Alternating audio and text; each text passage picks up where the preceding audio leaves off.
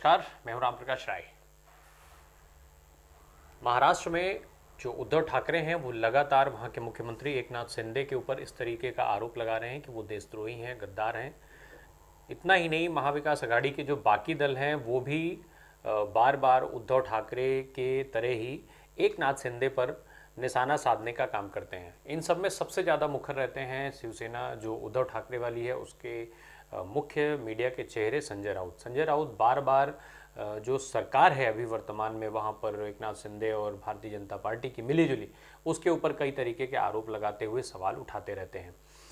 अब ये जो सवाल है वो कई तरीके से उठता रहता है। सबसे बड़ा सब उनके ऊपर जो आरोप लगता है वो गद्दारी का आरोप लगाया जाता है, देशद्रोही का आरोप लगाया जाता है, उनको जो है वो हिंदू विरोधी माना जाता है। वहीं दूसरी तरफ एकनाथ शिंदे बार बार ये क्लेम करते हुए सुने जाते हैं कि वो उस हिंदुत्व को आगे बढ़ा रहे हैं जिसे उद्धव ठाकरे ने छोड़ दिया था, और बाला साहब ठाकरे जिसके जो है वो मुख्य चेहरा थे, जिसको बाला साहब ठाकरे जिस हिंदुत्व को आगे बढ़ाना चाहते थे वो उद्धव ठाकरे छोड़ दिए थे और उसको एकनाथ शिंदे लेकर के आगे बढ़ रहे हैं। बार बार एकनाथ शिंदे इस तरीके की चीज़ों को क्लेम करते हैं।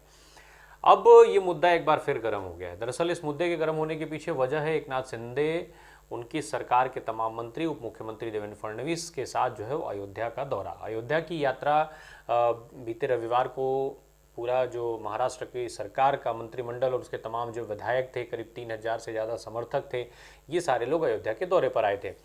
एकनाथ शिंदे, देवेंद्र फडणवीस, इन लोग ये जो है इन सारे लोगों का जब अयोध्या में दौरा हुआ तो निश्चित तौर पर इसका विरोध होना ही था महाराष्ट्र में। तो महाराष्ट्र में उद्धव ठाकरे जो हैं उनके साथ साथ संजय राउत, प्रियंका चतुर्वेदी जैसे तमाम जो बड़े चेहरे हैं उन्होंने इस यात्रा को लेकर के कई सारे कटाक्ष किए। इसका विरोध भी हालांकि यात्रा को लेकर के हुआ। दरअसल विरोध की सबसे बड़ी वजह रही जो उद्धव ठाकरे या संजय राउत जैसे लोगों ने लगाया, उसमें स्पष्ट तौर पर यह कहा जा रहा है कि जिस समय महाराष्ट्र में बाढ़ और ओलावृष्टि पड़ी हुई है, किसान जो है इस बारिश के चलते जो है वो हाहाकार मच रहा है, किसान परेशान है। ऐसे समय में सरकार ने किसानों को बेसहारा छोड़ करके और धार्मिक यात्रा करने का विकल्प चुना है। धार्मिक यात्रा पर है पूरी सरकार जो महाराष्ट्र की है, वो किसानों को बेसहारा छोड़ करके धार्मिक यात्रा पर अयोध्या निकल गई है। हालांकि संजय राउत ने इस मामले में भी क्लियर किया कि धर्म के नाम पर जो हो रहा है वो उसका विरोध नहीं कर रहे हैं, धर्म को में वो भी आस्था रखते हैं। वो 40 सालों से लगातार अयोध्या का दौरा कर रहे हैं, अयोध्या की यात्रा करते हैं। साथ ही साथ उन्होंने भारतीय जनता पार्टी पर जो है वो निशाना भी साधने का काम कर लिया। उन्होंने कहा कि भारतीय जनता पार्टी के लोग कभी उनके साथ नहीं गए। साथ ही साथ बाबरी मस्जिद आंदोलन के समय पर भाजपा के लोग भाग करके किनारे हो गए थे, उस समय भी वो साथ में खड़े नहीं हुए, पर अब वो जा रहे हैं उन गद्दारों की उंगली पकड़ के जिन्होंने गद्दारी की। साथ ही साथ उन्होंने सवाल भी पूछ दिया कि क्या जो इस तरीके के गद्दार हैं उनको प्रभु श्री राम का आशीर्वाद मिलेगा, प्रभु श्री राम आशीर्वाद देंगे। उनकी जो प्रियंका चतुर्वेदी हैं उन्होंने भी कुछ इसी तरीके का आक्षेप जो लगाया था उद्धव ठाकरे और इनकी एकनाथ शिंदे और जो बाकी मंत्रिमंडल वहाँ पर गया था। प्रियंका चतुर्वेदी ने अपने ट्वीट में लिखा है कि जो भी रामलला के दर्शन के लिए अयोध्या जा रहे हैं उन्हें एक श्रद्धालु के तौर पर यहाँ आना चाहिए था, ना कि एक राजनीतिक यात्रा करनी चाहिए। अपने गैर मौजूद विचारों के निर्माण के लिए पवित्र स्थान का उपयोग करते हुए देखना बेहद दर्दनाक है।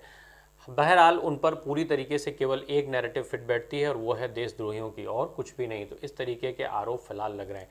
वहीं इस यात्रा के दौरान एकनाथ शिंदे जो है वो उप मुख्यमंत्री देवेंद्र फडणवीस के साथ अयोध्या पहुंचे थे। इसके अलावा उत्तर प्रदेश के मुख्यमंत्री योगी आदित्यनाथ से इन नेताओं की मुलाकात हुई थी।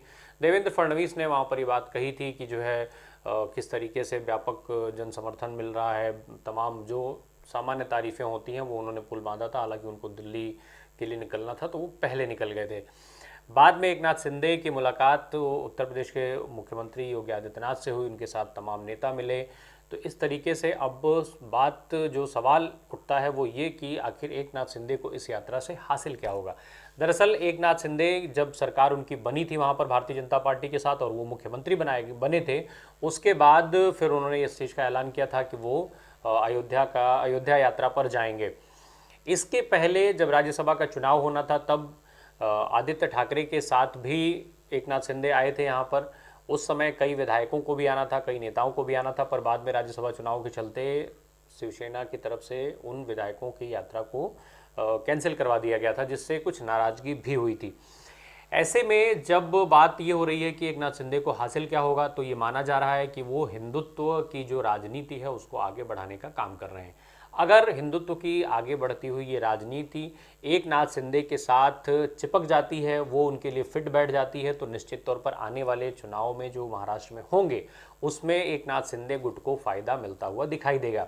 साथ ही साथ इसका दूसरी वजह इसकी जो मानी जा रही है वो ये कि जो बाला साहब ठाकरे का हिंदुत्व वाला जो हिंदुत्व वाली छवि थी, वो छवि अब उद्धव ठाकरे के समय में नहीं बची है। दरअसल उद्धव ठाकरे सरकार बनाने के लिए कांग्रेस पार्टी के साथ चले गए, महाविकास आघाड़ी उन्होंने बनाई और सरकार चलाया।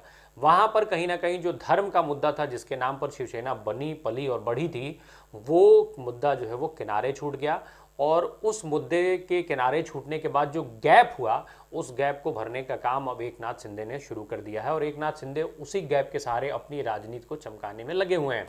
वहीं दूसरी तरफ जो जिसके समर्थन से उनकी सरकार है, वो भारतीय जनता पार्टी पहले ही तमाम राज्यों में हिंदुत्व के मुद्दे को ही आगे करके और चुनाव लड़ने की तैयारी कर रही है। फिर चाहे वो कर्नाटक हो, जहां पर विधानसभा चुनाव का ऐलान हो चुका है, राजनीतिक दल तमाम वहां पर तैयारियां कर रहे हैं। ऐसे में बार बार वो सारे मुद्दों को हटा करके राम मंदिर और हिंदुवादी मुद्दे लेकर के सामने आती है। फिर चाहे वो लव जिहाद का मुद्दा हो या फिर मुस्लिमों के पहनावे को लेकर के, तो इस तरीके से हिंदूवादी जो मुद्दा है, जो हिंदुत्व का मुद्दा है, वो एक जहां भारतीय जनता पार्टी का मुख्य मुद्दा है, वहीं एक नाथ शिंदे गुट को भी वो फिट बैठता है और इसी के चलते अयोध्या की ये यात्रा हुई।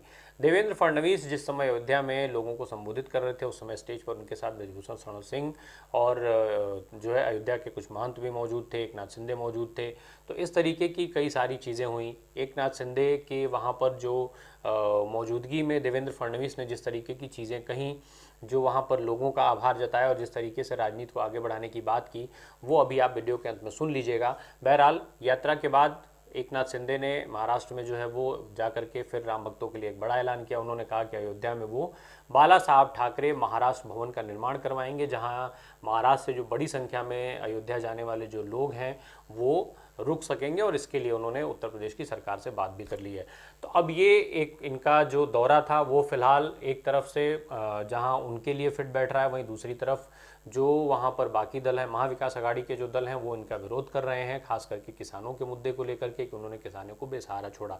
ऐसे में अब हिंदुत्व का ये जो हिंदुत्व की जो राजनीति है वो एक नाथ शिंदे के कितना फेवर में जा पाएगी, या जो महाविकास आघाड़ी के बाकी दल हैं वो महाराष्ट्र के लोगों को ये समझाने में कामयाब हो जाते हैं कि ये जो यात्रा है वो दरअसल गलत समय पर चुनी गई थी और जानबूझ करके जो किसानों की समस्या हुई उससे लोगों का ध्यान हटाने के लिए ही इस यात्रा का आयोजन किया गया था।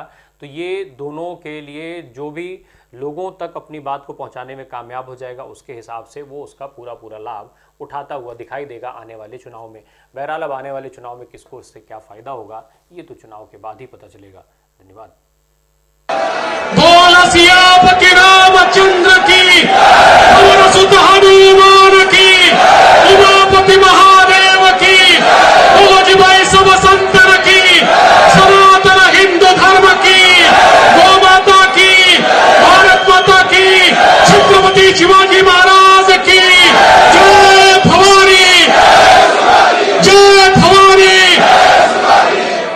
मैं आप सभी का मुख्यमंत्री एकनाथ जी शिंदे जी की ओर से बहुत बहुत आभार व्यक्त करता हूं कि आपने जो स्वागत अयोध्या की भूमि पर हमारा किया है।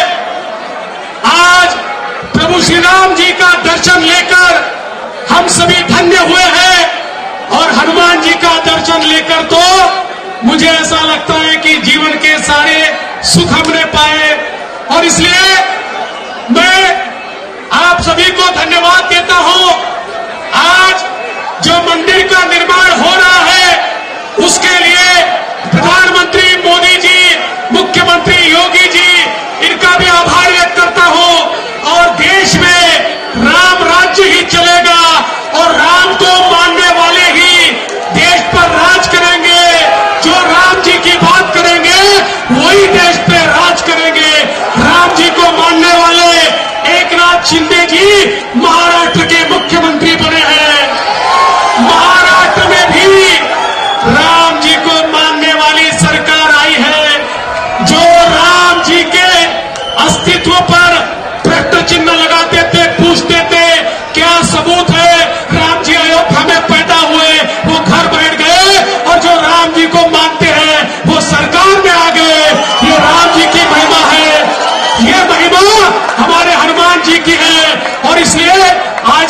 कलश प्रदान का कार्यक्रम है, इसको तुरंत प्रारंभ किया जाए। मैं आदरणीय मुख्यमंत्री जी से निवेदन करना चाहूंगा, वहां बताइए, मैं मुख्यमंत्री जी से निवेदन करना चाहूंगा, चूंकि मुझे दिल्ली जाना है, मेरा बहुत महत्वपूर्ण बैठक वहां पर है, इसलिए मुख्यमंत्री जी की और ब्रिजभूषण जी आपके और मुख्यमंत्री जी की आज्ञा लेकर मुझे आगे निकलना पड़ेगा। 4 बजे दिल्ली में बैठक है। बहुत बहुत धन्यवाद।